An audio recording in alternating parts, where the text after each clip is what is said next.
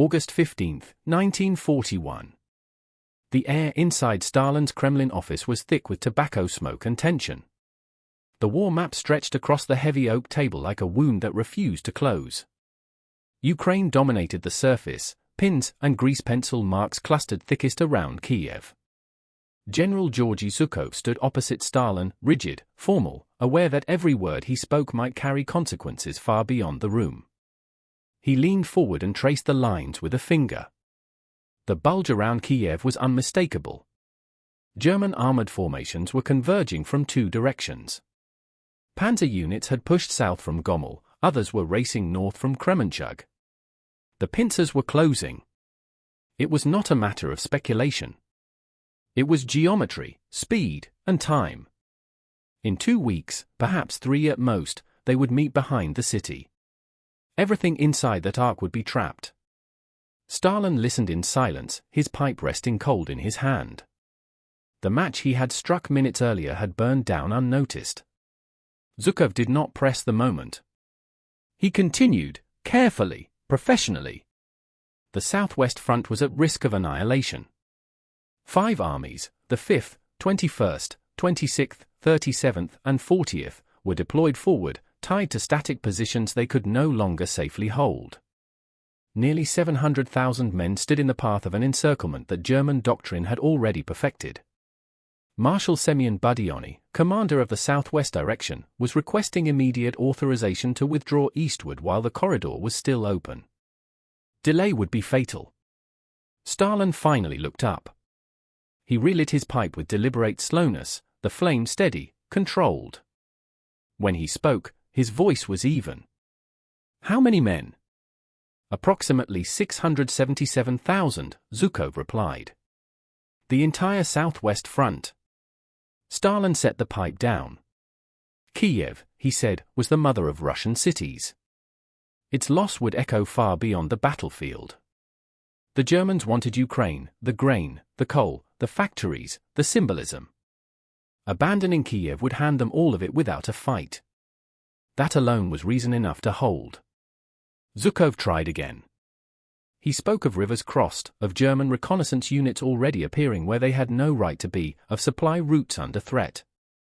This was not a question of courage or morale. It was about preserving a front before it ceased to exist. Stalin's eyes narrowed slightly. The generals had learned to recognize that look. It meant the discussion was ending. He asked whether Zhukov was suggesting the Red Army could not defend a single city. Whether Soviet soldiers were so weak they needed to retreat at the first sight of German armor. Zhukov said no.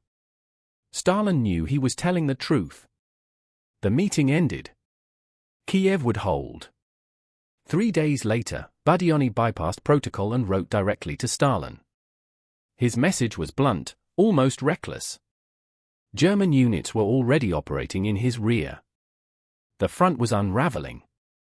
If withdrawal was not authorized immediately, the entire southwest front would be lost. Budyonny had ridden with Stalin during the Civil War. He had earned the right, such as it was, to speak plainly. He used it now. Stalin's response arrived within hours. Hold Kiev. No withdrawal. Any unauthorized retreat would be punished by tribunal. South of Gomel, Colonel General Heinz Guderian's 2nd Panzer Group was already moving. The terrain favored him. Dry roads, open country, long sight lines. His tanks advanced with mechanical confidence, covering 20 to 30 kilometers a day. The objective was simple: drive south, meet Kleist's 1st Panzer Group pushing north, and seal the ring. They had done this before. At Minsk, 300,000 Soviet soldiers had vanished into captivity. At Smolensk, another 300,000. The pattern was becoming brutally familiar. Soviet infantry fought forward, holding ground as ordered, while German armor slipped around their flanks like water finding cracks. By the time Moscow understood what was happening, the pocket was already closed. Inside the southwest front, the signs were unmistakable. A lieutenant sent to defend a river crossing found German tanks emerging from roads marked as friendly rear areas. A supply officer drove west for ammunition only to find empty depots, evacuated days earlier without notice. Radio operators strained through static, calling units that no longer answered, slowly realizing there was no one left to respond. On August 23, Budionni sent another message. German armor had been spotted 70 kilometers behind his lines. His flanks were collapsing. He requested authorization to conduct a fighting withdrawal to the Seine River and establish a new defensive line. He needed an answer immediately. That evening, Stalin convened the Stavka. Zhukov was there. So was Boris Shaposhnikov, chief of the General Staff, and Semyon Timoshenko, People's Commissar of Defense. The intelligence picture was grim. The northern pincer was approaching Romny. The southern was closing on Lubny. If they met, the southwest front would be cut off completely. Shaposhnikov was clear. Withdrawal had to be authorized now. Stalin asked about politics.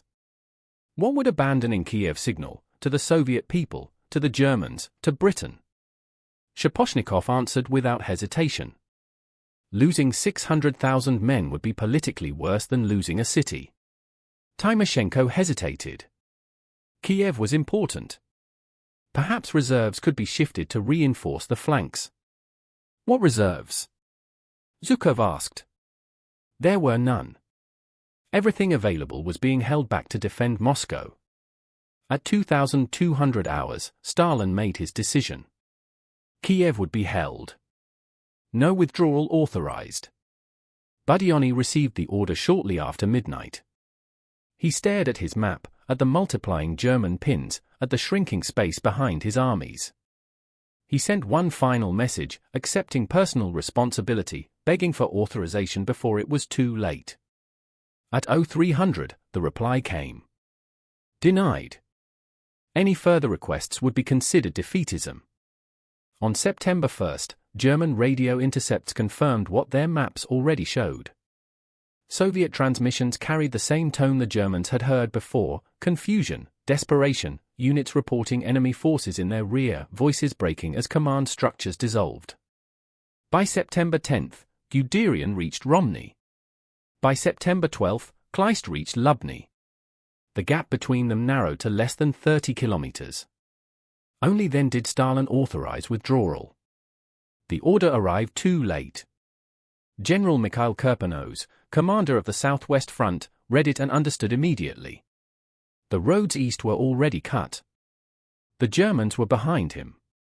There would be no orderly retreat. Only breakout. On September 13, the attempts began. Soviet units hurled themselves eastward into a ring 3 divisions deep. Some broke through. Most were crushed. Artillery blanketed forest paths. Anti-tank guns covered every road. Ammunition ran out. Command collapsed. Kirponos was killed on September 20, leading a breakout attempt in person. The Battle of Kiev was over. By the time the breakout attempts collapsed, the Southwest Front no longer existed as a coherent force.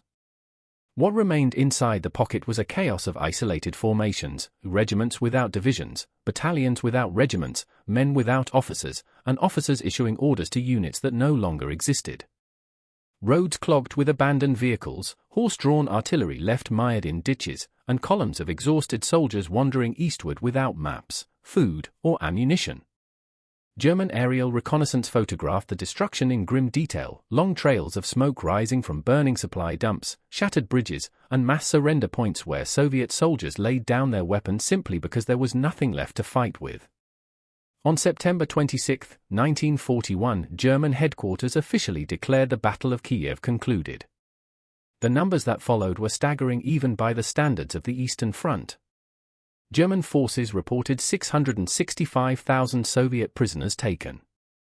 The figure did not include those killed during the fighting, nor the thousands who died attempting to break out through forests and marshland. Later Soviet estimates placed total casualties between 700,000 and 850,000 men. 5 armies had been erased. Nearly 900 tanks were destroyed or captured, along with thousands of artillery pieces. Entire command staff ceased to exist. For the German army, Kiev was celebrated as a masterpiece of operational warfare.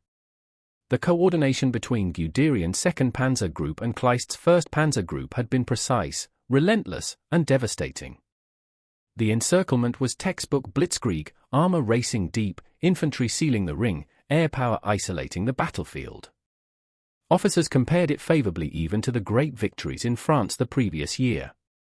It was, by numbers alone, the largest encirclement in military history. But victory came with an unspoken cost. 3 weeks. 3 weeks during which German armored forces were tied down in Ukraine instead of driving east toward Moscow.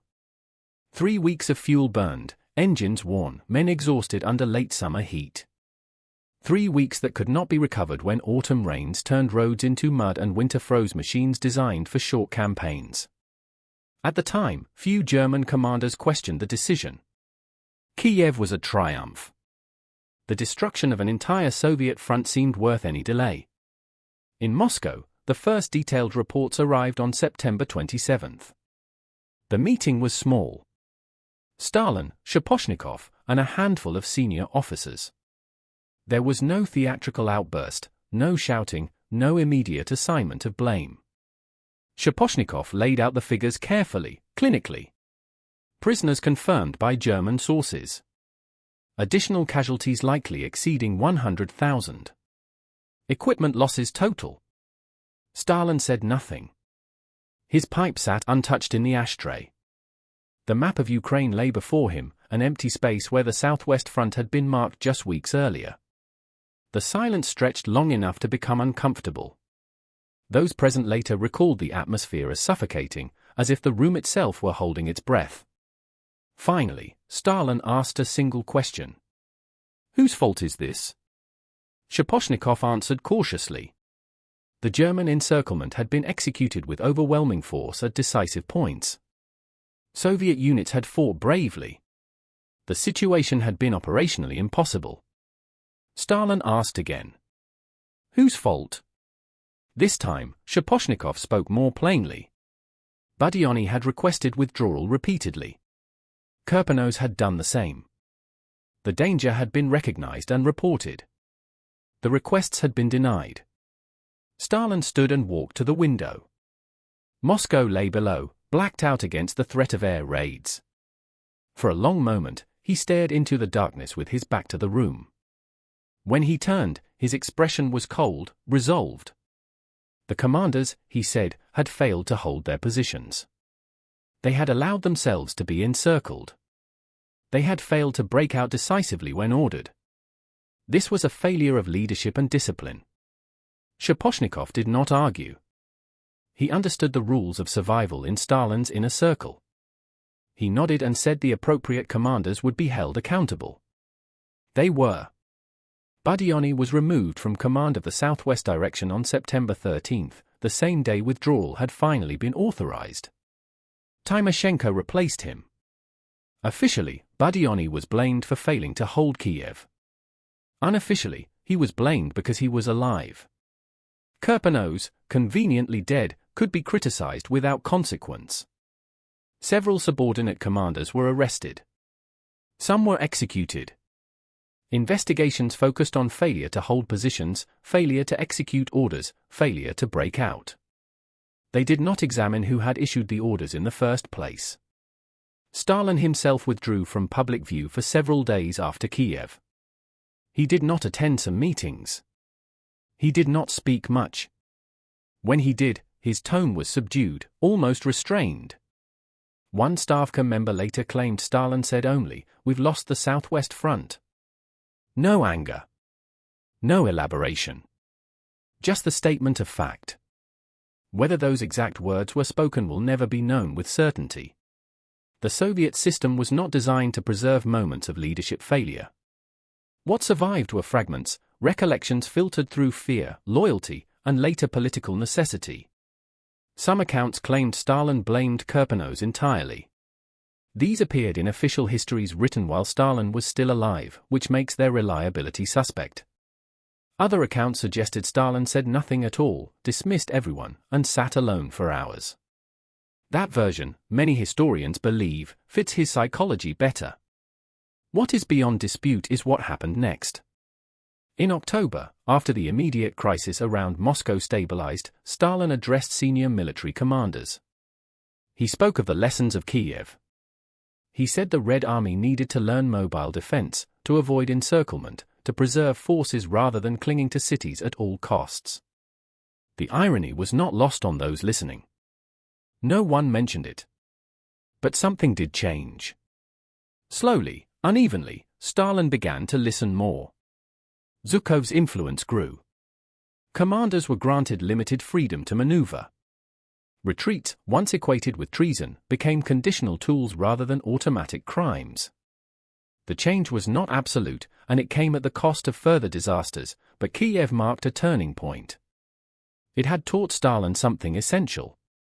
The Soviet Union could lose 800,000 men in a single battle and continue fighting.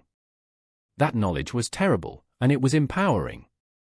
It meant the state would not collapse under losses that would have broken other nations. It also meant that Stalin himself could survive decisions that killed hundreds of thousands, as long as blame could be redirected downward. Power remained intact. Authority unchallenged. For the soldiers who survived Kiev, the lesson was different. Those who escaped the pocket carried memories of starvation, chaos, and abandonment. Many would fight again, hardened and distrustful, having learned that orders from Moscow did not always reflect reality at the front. For the Germans, Kiev reinforced dangerous assumptions.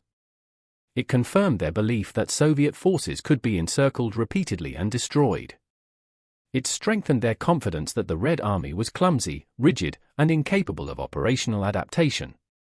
That belief would follow them toward Moscow. Winter would challenge it.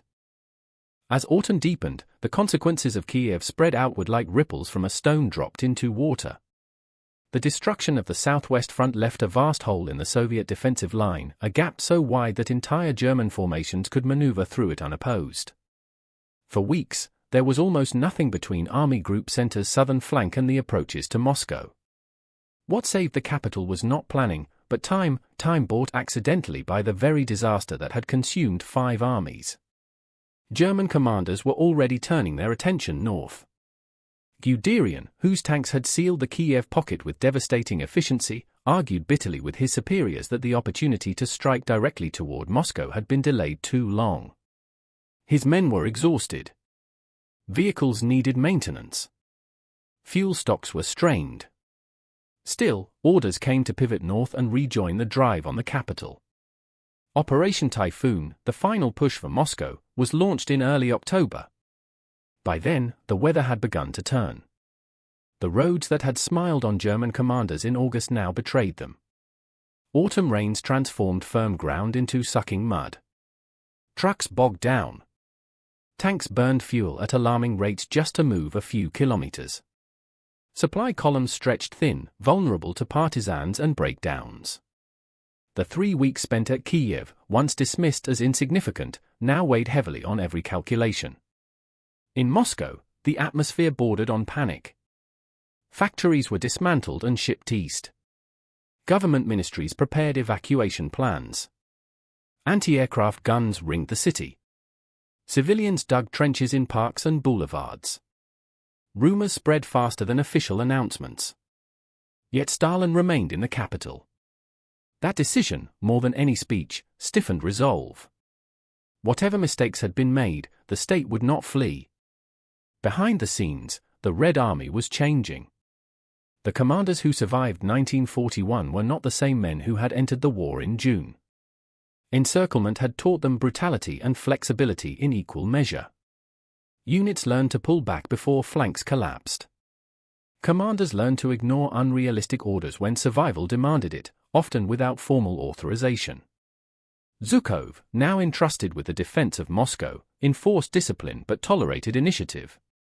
The lessons of Kiev were being absorbed in blood. Stalin watched all of this closely. He did not apologize.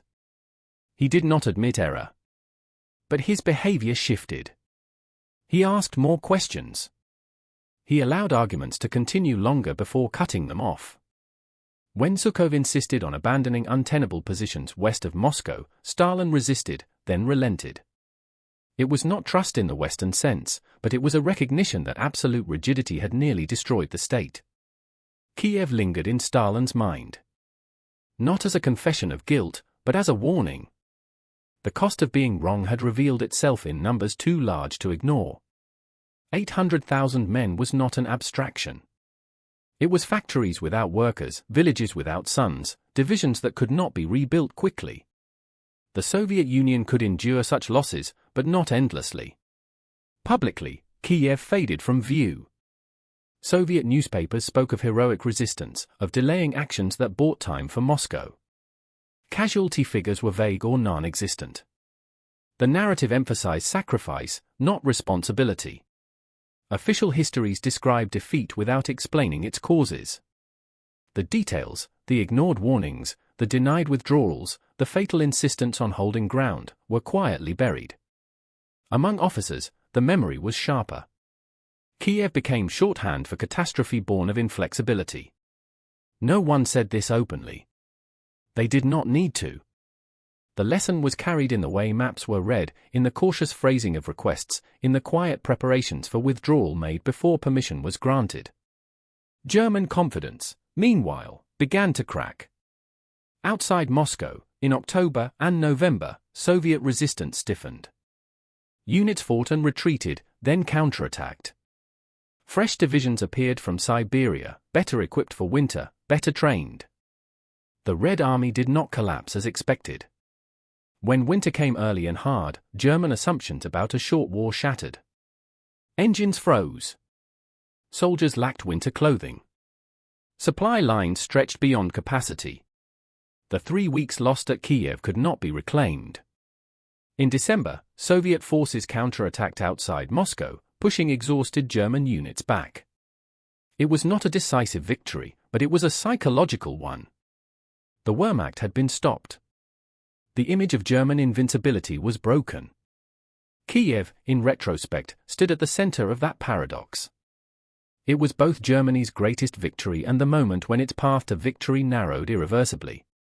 For the Soviet Union, it was a catastrophe that nearly destroyed the state, and a lesson that reshaped how the war would be fought. Stalin absorbed that lesson in his own way. He learned that he could survive disaster. That the system he controlled was resilient enough to absorb losses of unimaginable scale. That blame could be redirected, narratives managed, power preserved. This knowledge hardened him. It also made him more cautious. He became less inclined to issue absolute orders without escape clauses.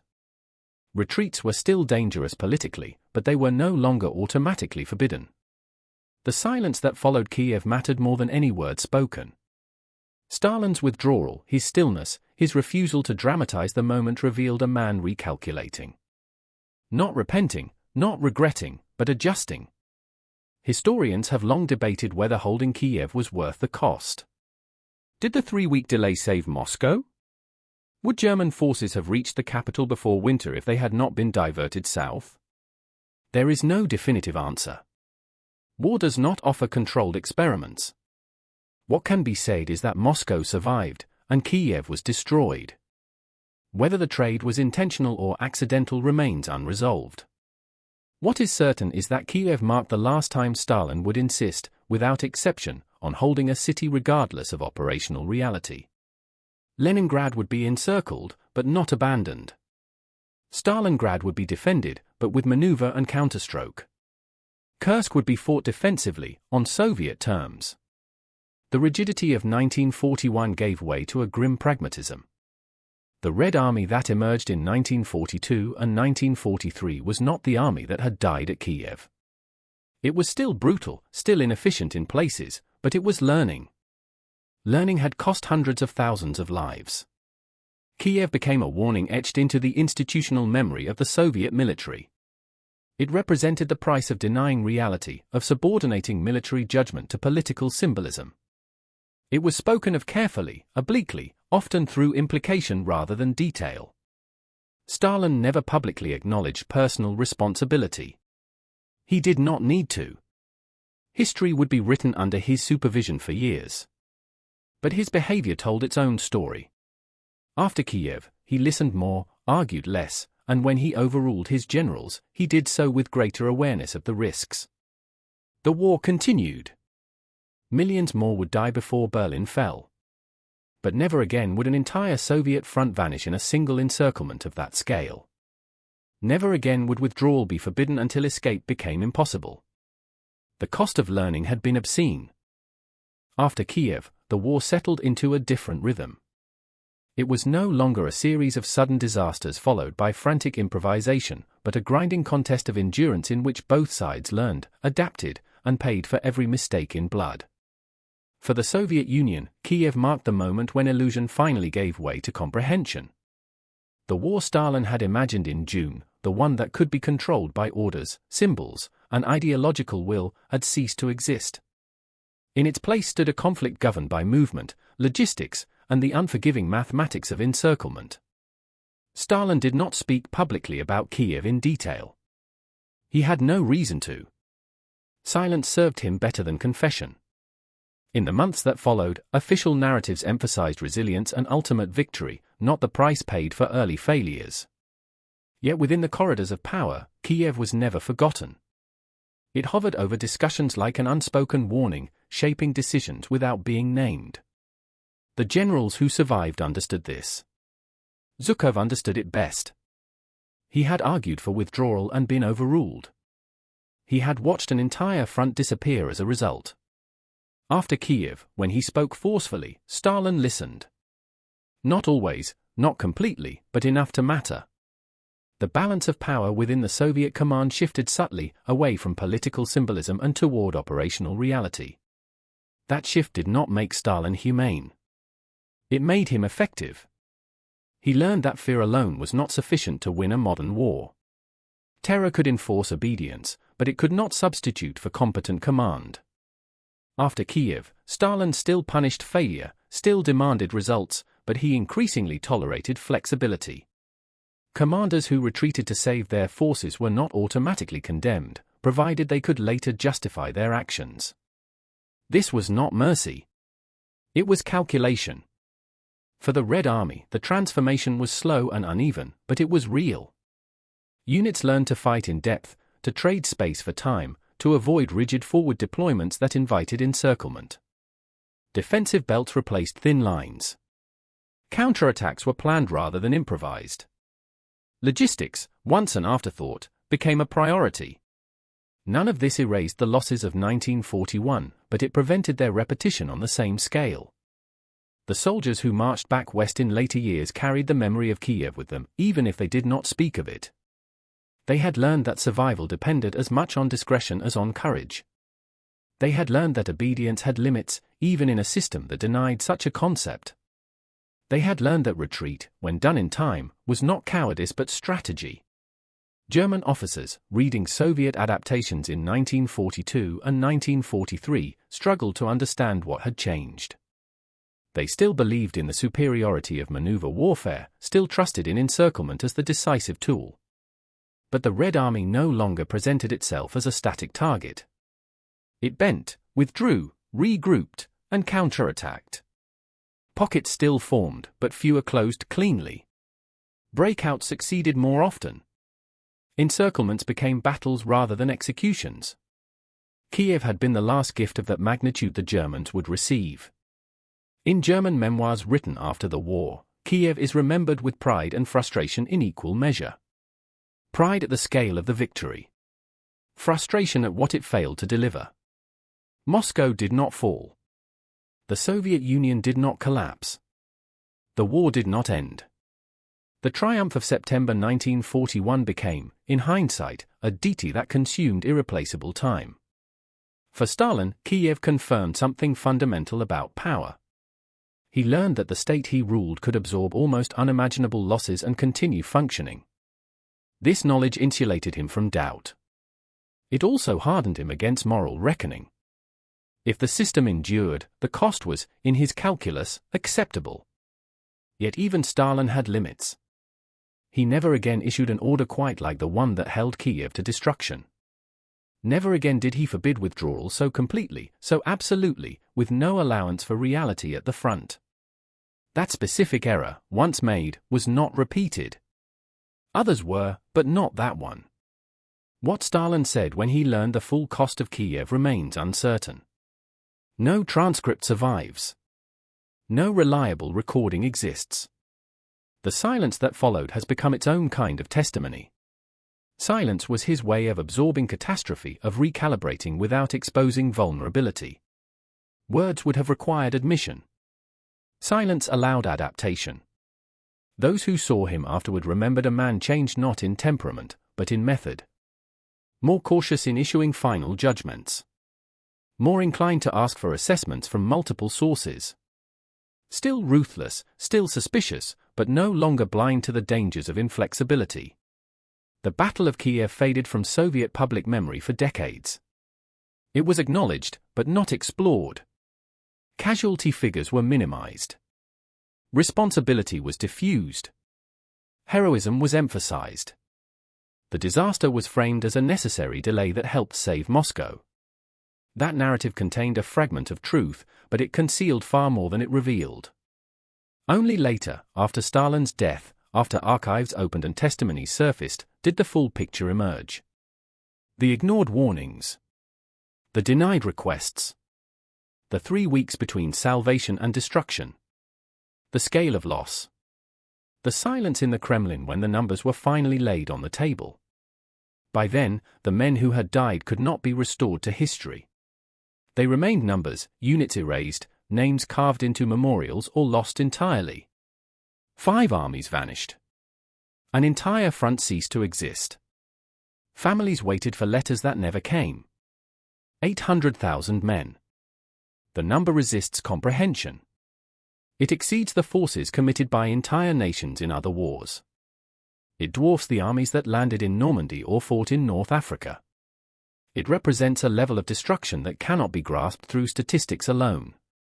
Stalin stared at that absence on his map and understood, perhaps for the first time, the true scale of the war he was fighting.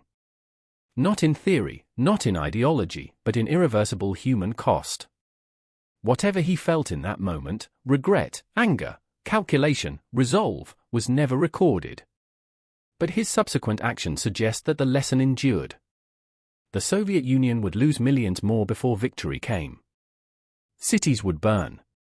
Armies would die. But never again would so many be lost in a single encirclement born of denied reality. Kiev was the last time Stalin made that particular mistake. Whether that makes him a learner or merely a survivor is a judgment history continues to debate. What cannot be debated is that the silence in his office, the moment when the disaster became undeniable and there was nothing left to order, marked a turning point. In that silence, the war changed. And so did the man who ruled it.